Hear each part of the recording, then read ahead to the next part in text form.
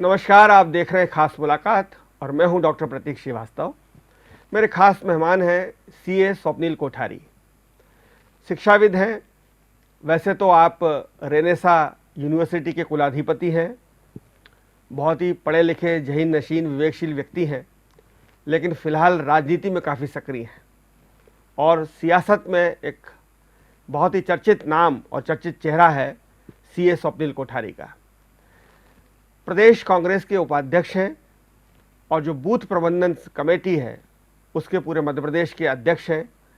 रायबरेली अमेठी में काफ़ी लंबे समय से काम कर रहे हैं। सोनिया गांधी के परिवार के दो अहम युवा सदस्य हैं, प्रियंका वडेरा और राहुल गांधी। आप उन दोनों के नज़दीकी हैं और हाल फिलहाल वो इसलिए चर्चा में हैं कि इंदौर की विधानसभा क्षेत्र क्रमांक 5 से वे कांग्रेस के बहुत ही प्रबल और सशक्त दावेदार हैं।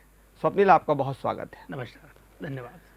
आप अच्छे भले सीए हैं और शिक्षाविद हैं। शिक्षा के क्षेत्र में आपका काफ़ी नाम है। मोटिवेशनल स्पीकर हैं, जगह जगह आप जाते हैं। गांधीवादी के रूप में आपकी पहचान है।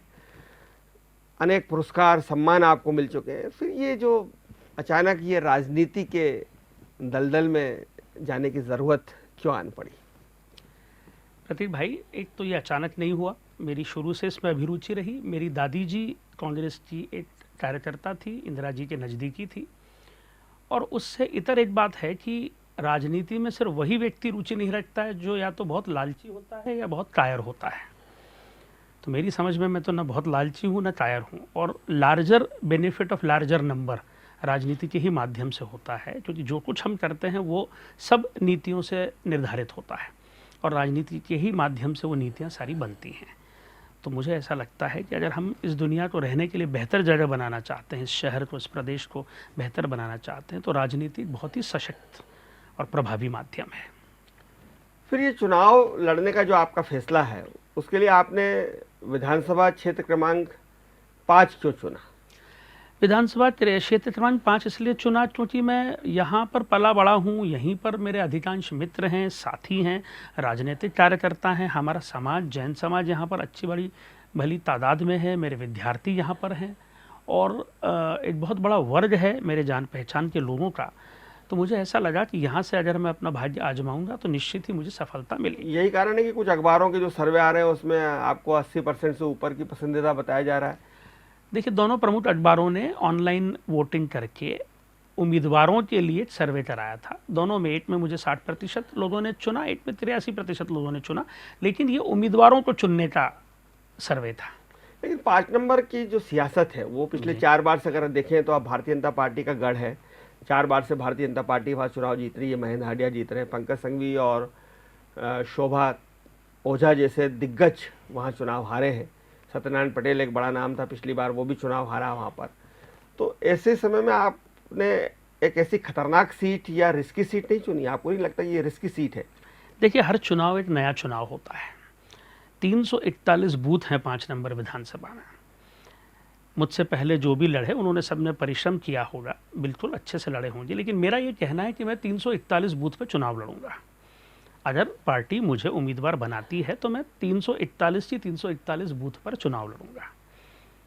और अगर हर बूथ पर ईमानदारी से चुनाव लड़ा जाएगा तो निश्चित ही यहाँ से कांग्रेस को सफलता मिलेगी। अगर इसमें अगर है, अगर मुझे उम्मीदवार बनाया जाए। कांग्रेस की जो स्ट्रेटेजी रही है पिछले कई चुनावों की मैंने देखी है, वो स्ट्रेटेजी रही है कि आज़ाद नगर, खजराना, आज़ाद नगर के 2 वार्ड, खजराना के 2 वार्ड और जो श्रीनगर काकड़ की जो मुस्लिम बस्तियां हैं, बोले 50,000 वोट मुसलमानों के हैं, उससे ज़्यादा वोट हैं और कांग्रेस का खाता तो साहब जो है 50,000 से खुल जाता। आप लोग बहुत ज़्यादा डिपेंडेंट रहते हैं अल्पसंख्यक वोट पे।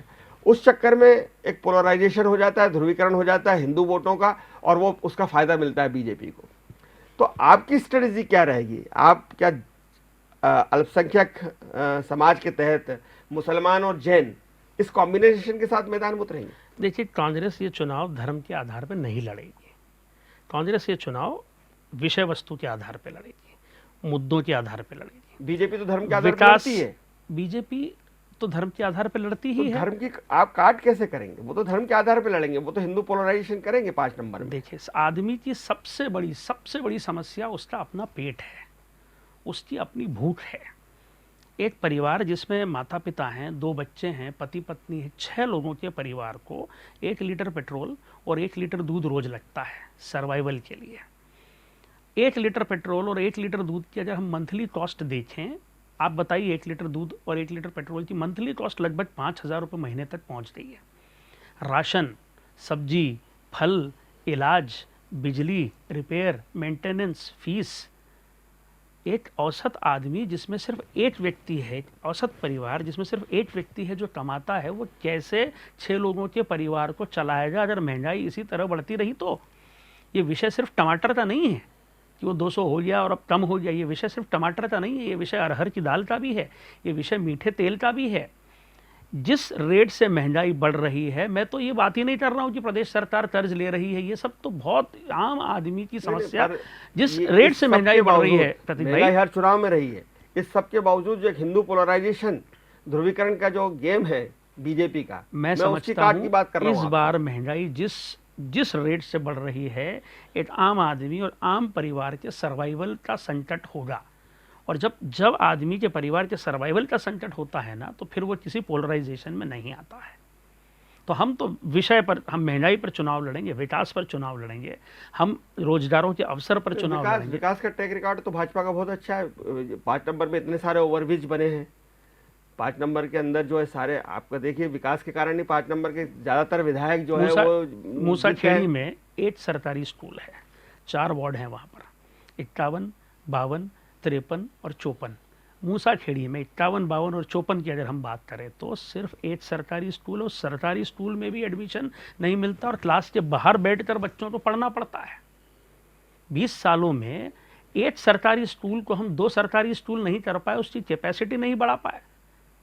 ये सिर्फ राजनीतिक इच्छा शक्ति की कमी है। तो मैं तो इन्हीं विषयों पर चुनाव लड़ूं। फिर क्यों कांग्रेस हार जाती है? पार्षदों के चुनाव मूसाखेड़ी में भी हार गई, जिस मूसाखेड़ी का आप जिक्र कर रहे हैं। जीती वहां से सुदामा चौधरी पार्षद है, जीती वहां से। और बाकी ज्यादातर पार्षद जो है भाजपा के बनकर आए 5 नंबर में। हाँ, ज्यादा तो भाजपा के हैं, संख्या में तो उन्हीं के ज्यादा। अगर वहाँ विकास नहीं हुआ और कांग्रेस कह रही है कि वहाँ महंगाई एक बड़ा मुद्दा है, 1 साल पहले जब नगर निगम चुनाव हुए तब भी महंगाई थी, तब भी जो है वो तेल, शक्कर और पर महापौर चुनाव को अगर पार्षद भले ही कांग्रेस से 5 जीते, लेकिन महापौर चुनाव के अगर आप वोट देखेंगे तो कांग्रेस की विधानसभा 5,000 से जीती है। अगर महापौर चुनाव के पुष्यमित्र भारद्वाज और संजय शुक्ला के चुनाव के 5 नंबर विधानसभा के वोट आप देखेंगे तो कांग्रेस ये चुनाव 5,000 वोट से जीती है। भाजपा के ज्यादा जीते, पार्षद भाजपा के ज्यादा जीते। ये दोनों तथ्यों से कोई निष्कर्ष नहीं निकलता है। आपकी बात में समझ गया कि अगर लोग नाराज हैं तो लोगों ने ज्यादा भाजपा के पार्षद क्यों नहीं जीता है। उसका कारण है राजनीति में कम्युनिकेशन बहुत इंपॉर्टेंट है।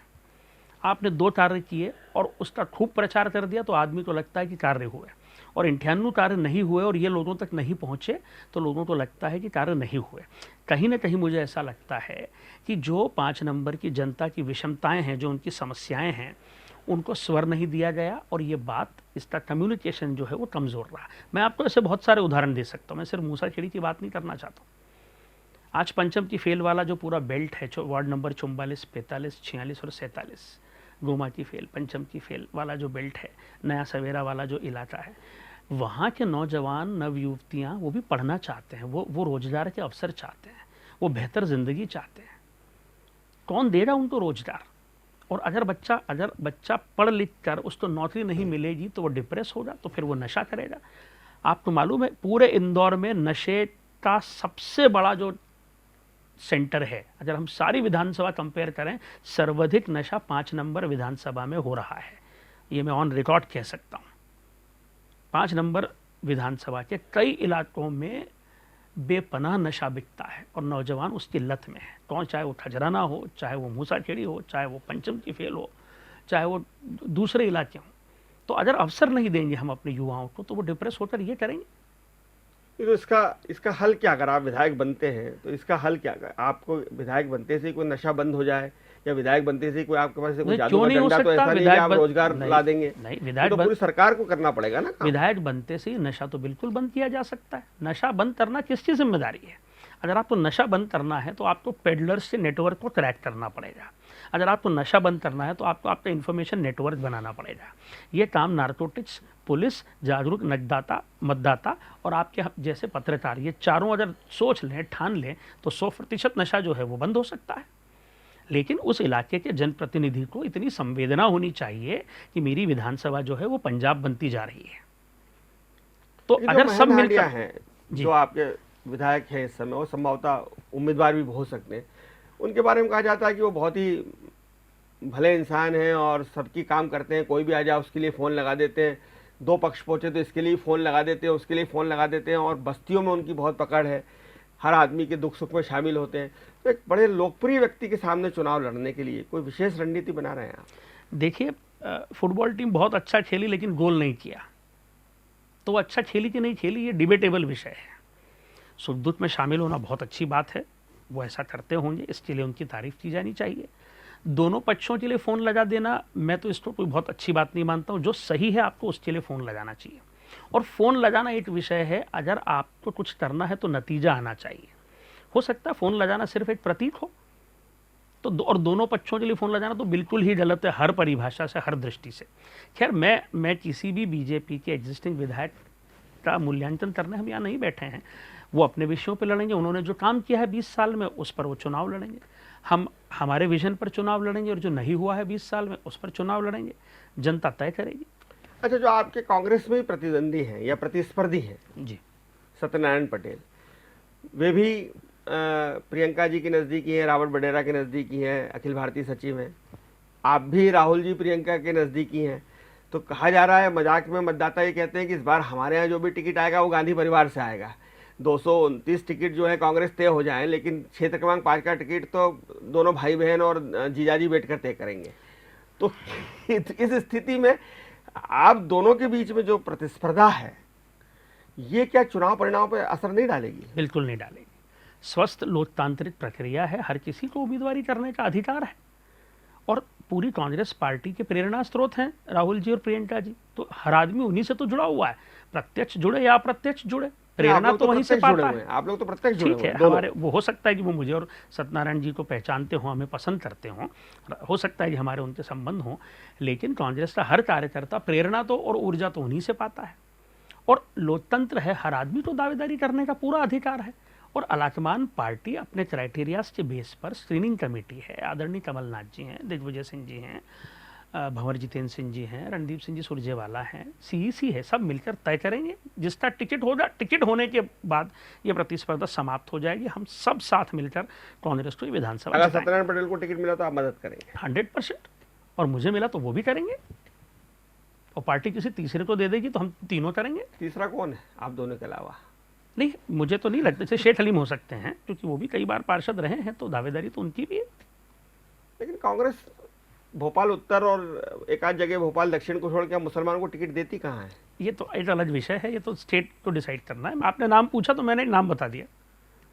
वैसे चूंकि क्षेत्र क्रमांक 5 एक ऐसा विधानसभा क्षेत्र रहा जब एक ज़माने में ये बड़ा कांग्रेस का गढ़ था।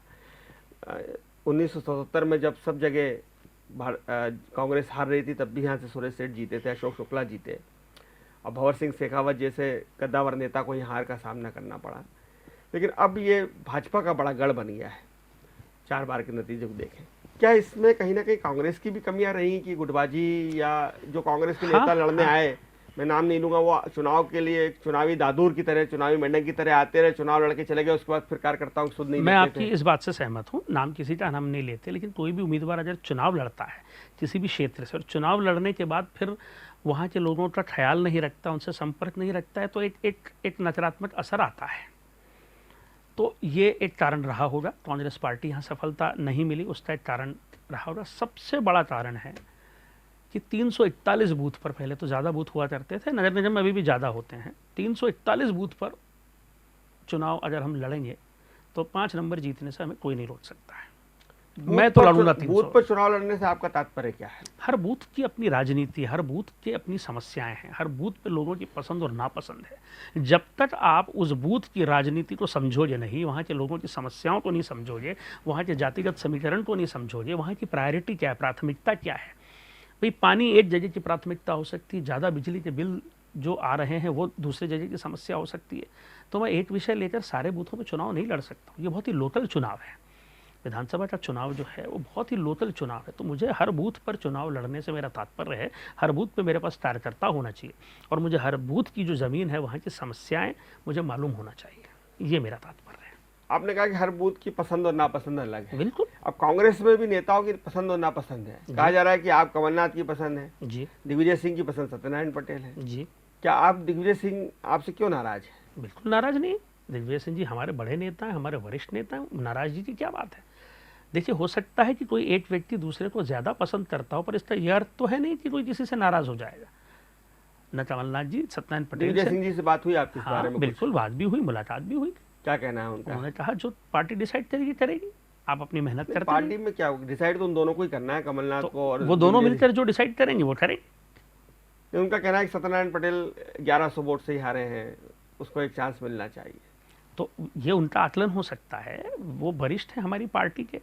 वो कमलनाथ जी स्क्रीनिंग कमेटी जो तय करेगी वो निर्णय शिरोधार्य लेकिन है। कमलनाथ जी आपको इशारा कर चुके हैं। कमलनाथ जी ने कहा कि जिनको चुनाव लड़ाना था उनको इशारा कर चुके हैं और वो आपको इशारा कर चुके हैं कि तुमको चुनाव लड़ना है। नहीं, कमलनाथ जी ने मुझे कार्यक्रम दिए, ये मैं इस बात से सहमत हूँ कि हमारी विधानसभा में कमलनाथ जी ने मुझे कार्यक्रम दिए, लेकिन कार्यक्रम देना कोई इशारा नहीं होता। कार्यक्रम तो यूं भी राजनीति है, तो सब करते रहते हैं।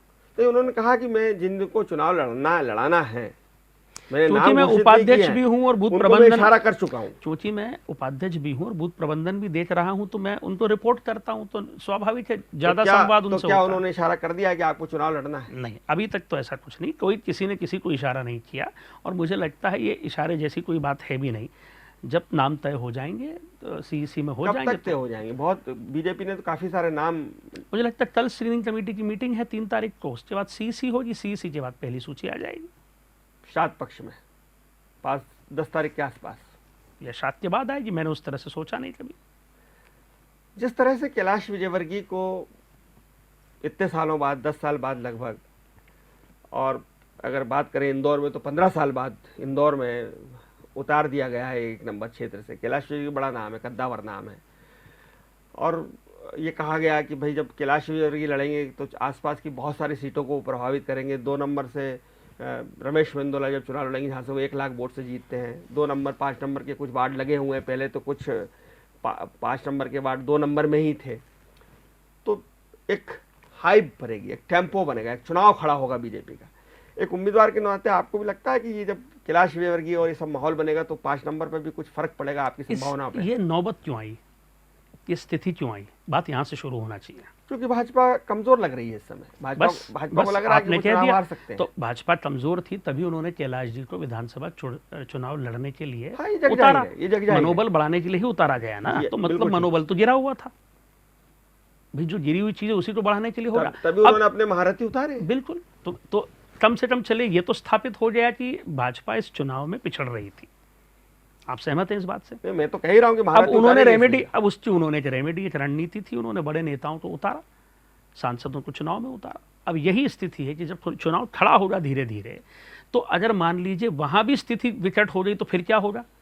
तो वही चीज और रिवर्स नहीं होगी। मान लीजिए संजय शुक्ला जी और कैलाश जी के चुनाव में लोगों को ये रियलाइज होने लगा धीरे धीरे कि संजय शुक्ला भारी हो रहे हैं, तो फिर तो और मनोबल नहीं गिरेगा।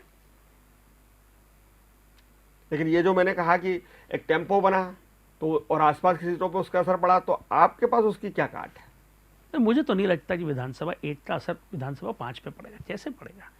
बिल्कुल नहीं पड़ेगा, मुझे नहीं लगता। बहुत सारे लोग जो 5 में रहते हैं उनका व्यापार 1 में है, आना जाना करते हैं, तो उसका क्या संबंध है?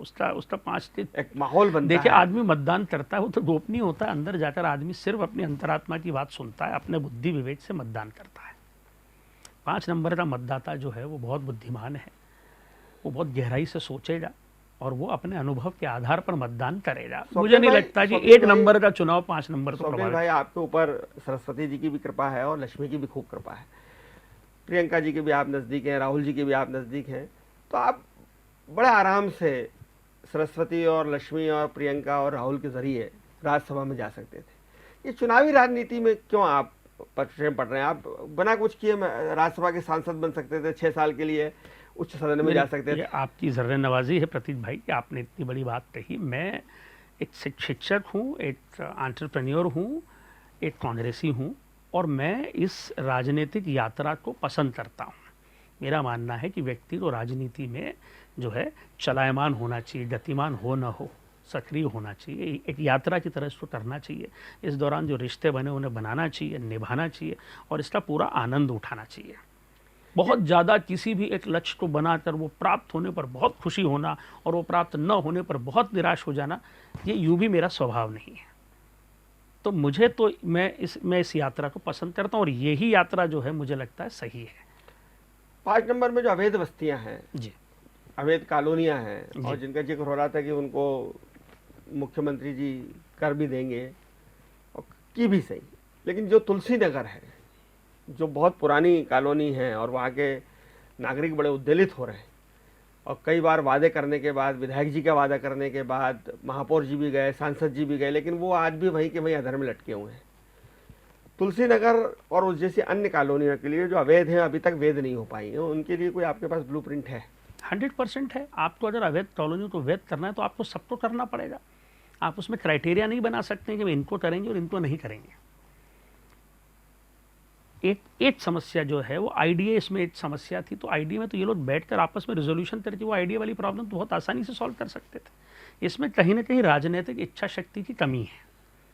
तुलसी नगर वालों ने अपने आक्रोश को सार्वजनिक किया, हो सकता है उन्हें उसके लिए दंडित किया गया।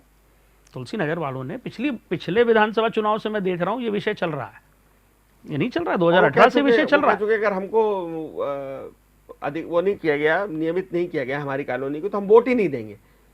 नहीं, ये तो गलत बात है। वोट न देने से और चुनाव का बहिष्कार करने से न तो उनकी कॉलोनी वैध होगी, ये तो कोई समाधान नहीं है। नाराजगी वश उन्होंने कह दिया होगा, लेकिन मैं तो ये कह सकता हूं कि अगर कांग्रेस की सरकार आएगी तो अवैध को वैध करने के लिए बिल्कुल स्टैंडर्ड नियम होंगी कॉलोनियां तो सब वैध होंगी। और एक बात मैं आपको बताऊं, कमलनाथ जी की जब सरकार रही 1 साल तो अनाउंस करा था, आपको याद होगा, एयरपोर्ट के बाहर एक कार्यक्रम करके उन्होंने ये अनाउंस करा था कि सारी कॉलोनियों को हम वैध करेंगे। उसमें आप देखिए तुलसी नगर का नाम था और सारी को ही वैध कर रहे थे वो। तो कांग्रेस तो इसमें जस्टिस करेगी, न्याय करेगी। इसमें मैं 4 को कर दूंगा और 3 को नहीं करूंगा, ये तो संभव ही नहीं। आप बूथ प्रबंधन समिति के अध्यक्ष भी हैं और बूथ प्रबंधन पे काम भी कर रहे हैं और कई बार कांग्रेस के बड़े नेता ही कहते रहे हैं पिछले कई चुनावों में कि कांग्रेस के पक्ष में माहौल होने के बावजूद भी हम बूथ फर्स्ट मैनेजमेंट ठीक नहीं कर पाते, इसलिए चुनाव हार जाते हैं। और भाजपा बूथ पर बहुत अच्छा प्रबंधन करती है और उसकी प्रशंसा भी होती है कि उनके पास एक बूथ को लेकर पूरी रणनीति तय रहती है, लोग तय रहते हैं। सुबह से 6 बजे से लोग बैठ जाते हैं, टेबल लग जाती है, सिंदूर लगाने लगते हैं, टीका लगाने लगते हैं, वगैरह वगैरह वगैरह। क्या इस बार, चूँकि आप खुद उम्मीदवार भी हैं, तो एक चिंता तो वो है आपकी, एक प्राथमिकता वो है, और साथ में पूरे मध्य प्रदेश की 229 विधानसभाओं को आपको प्रबंधन भी देखना है बूथ का, तो वो कैसे कर पाएंगे आप?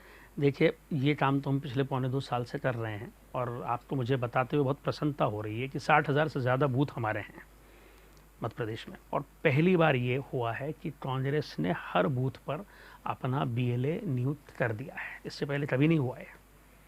सो आज कांग्रेस हर बूथ पर चुनाव लड़ेगी, उसका औपचारिक बीएलए उसने नियुक्त कर दिया है। निर्वाचन आयोग की वेबसाइट पर आप जाके देख सकते हैं, जिसमें 5 नंबर भी शामिल हैं। लेकिन मतदाता सूची में शिकायतें अभी भी आ रही हैं, तो अभी भी नाम कट नहीं रहे। बिल्कुल आएंगे। अगर आप मतदाता सूची में आप नाम जोड़ना चाहते हैं और उसके बाद उस सूची में आप उस व्यक्ति का पता भी नहीं डिक्लेयर करना चाहते हैं, आपने नाम जोड़े या हटाए, किन कागजों के आधार पर जोड़े और किन कागजों के आधार पर आपने हटाए, या आप बताना नहीं चाहते, तो ये तो गलत बात है।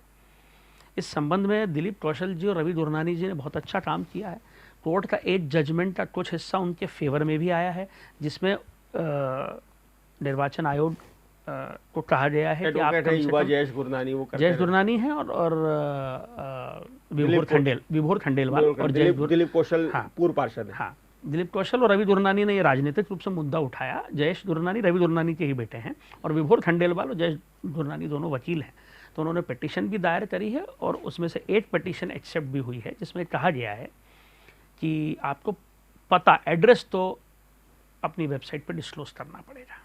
और कायदे से तो देखिए, अगर आपने मतदाता जोड़े हैं तो कागज तो आपको, अगर हम आपत्ति लेते हैं कि इन्हें क्यों जोड़ा है, तो कागज तो आपको हमारे साथ शेयर करने पड़ेंगे। क्या बीजेपी मतदाता सूची में गड़बड़ी करती है, ऐसी आशंका व्यक्त कर रहे हैं? आशंका है, बिल्कुल बिल्कुल नहीं, बीजेपी करती है का विषय नहीं है। मेरा तो कहना है कि अगर मान लीजिए मेरी विधानसभा में 10,000 नाम जोड़े गए, ठीक, और मुझे उसमें से 3,000 नामों पर संशय हो रहा है कि क्यों जोड़े गए, तो जिन कागजों के आधार पर वो जोड़े गए हैं, चाहे वो आदमी के बैंक की पासबुक हो या किराए का अनुबंध हो या पता हो, वो कागज देखने का अधिकार तो मुझे है। उसमें क्या समस्या है? उसमें क्यों प्रशासन को इसमें इशू होना चाहिए? जिस तरह से आप मतदाता सूची को लेकर सवाल करते हैं, प्रतिनिधिमंडल भी मिलने गया, ईवीएम को लेकर अक्सर आप शिकायतें करते रहते हैं, तो कहीं ना कहीं क्या कांग्रेस के मन में ये भाव है कि ये चुनाव जो है भाजपा शासन प्रशासन की दम पर कुछ षड्यंत्र करके जीतना चाहती है? देखिए, सत्ताधारी पार्टी ये करती है। मैं ईवीएम के विषय में तो कुछ नहीं कहना चाहता, क्योंकि हम 2018 में तो हम जीते ईवीएम के चुनाव में, तो हम ईवीएम के संबंध में कुछ कहें वो तो कुछ ठीक, मतलब मैं तो कन्विंस नहीं हूँ पर्सनली। लेकिन मतदाता सूची में एररवश भी, मतलब सामान्य गलतियां भी बहुत ज़्यादा है। हो सकता है किसी का कोई इंटेंशन ना हो, कोई मंशा ना हो, लेकिन सामान्यतः गलतियां हैं। मैंने इसमें एनालिसिस, एक मूल्यांकन करके कलेक्टर साहब को दिया था। 10,000 मिसिंग हाउसेस की लिस्ट मैंने 5 नंबर में से दी। मिसिंग हाउसेस मतलब एक मोहल्ला है, उसमें 242 नंबर है और सीधे 246 आ जाता है। अब 243, 244, 245 ये भी तो घर उसी कॉलोनी में है ना, तो वो क्यों नहीं है? तो ऐसे 10,000 मिसिंग हाउसेस की लिस्ट मैंने कलेक्टर साहब को दी, उन्होंने उसकी जांच भी कराई। तो विसंगतियां मतदाता सूची में हैं, इसमें कोई शक नहीं है। ये चुनाव परिणाम पर प्रभाव डालेंगी? 100% डालेंगी। अगर मेरे, मान लीजिए मेरे विधानसभा में 8,000 घरों में मतदाता है, उनका नाम ही नहीं जुड़ा हुआ, ये तो जो बीएलओ है, बीएलए नहीं, बीएलओ की जिम्मेदारी है ना जो घर घर जाके सत्यापन करे। बीएलए तो 20-25 नाम ही जोड़ने की पात्रता रखता है, बीएलओ का ये दायित्व है कि वो डोर टू डोर जाके सत्यापन करे। तो वो बीएलओ कहाँ जाता है डोर टू डोर? अगर वो डोर टू डोर जाए तो मिसिंग हाउसेस का डेटा 1 मिनट में सामने आ जाए। सवाल ये है आपसे स्वप्निल भाई कि 5 नंबर के मतदाताओं को आपको वोट क्यों देना चाहिए? 5 नंबर के, अगर मैं हर बार ये कहता हूँ, अगर पार्टी ने मुझे टिकट दिया तो 5 नंबर के मतदाताओं को मुझे इसलिए वोट देना चाहिए क्योंकि मैं शिक्षा, स्वास्थ्य, विकास जैसी बुनियादी विषयों पर काम करना चाहता हूँ। मैं स्थिति को बेहतर बनाना चाहता हूँ, मैं अवसरों का निर्माण करना चाहता हूँ, मैं युवाओं को दिशा देना चाहता हूँ। मैं ये चाहता हूँ कि मेरी विधानसभा में 0 टॉलरेंस हो नशे को लेकर। मैं चाहता हूं कि मेरी विधानसभा में 0 टॉलरेंस हो विमेन से रिलेटेड क्राइम को लेकर। और इसको लेकर एक मेहनती आदमी चाहिए, एक सही इंटेंशन वाला आदमी चाहिए, एक ऊर्जावान व्यक्ति चाहिए जो अपनी ज़िंदगी का ध्येय बनाकर 5 साल में बहुत ही बेहतरीन उदाहरण स्थापित करे। बहुत धन्यवाद स्वप्निल कोठारी का। आप सुन रहे थे स्वप्निल कोठारी को, जो मध्य प्रदेश कांग्रेस के उपाध्यक्ष हैं, साथ ही इंदौर विधानसभा क्षेत्र क्रमांक 5 के संभावित उम्मीदवार हैं, और वे दावा करते हैं कि वो एक एक बूथ पर अलग से रणनीति बनाकर चुनाव लड़ेंगे अगर पार्टी उन्हें टिकट देती है।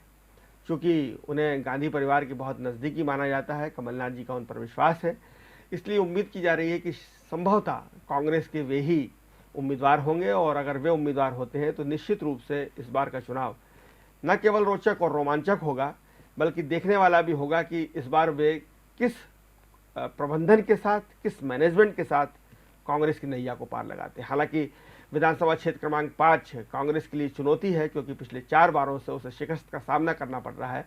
लेकिन अगर स्वप्निल कोठारी उम्मीदवार बनते हैं तो क्या वे अपने प्रबंधन से, अपनी सूझबूझ से, अपनी विवेकशीलता से नतीजों को पलट पाएंगे? देखते रहिए डिजाइनर न्यूज़। खबरों का सिलसिला जारी है, जारी रहेगा। नमस्कार।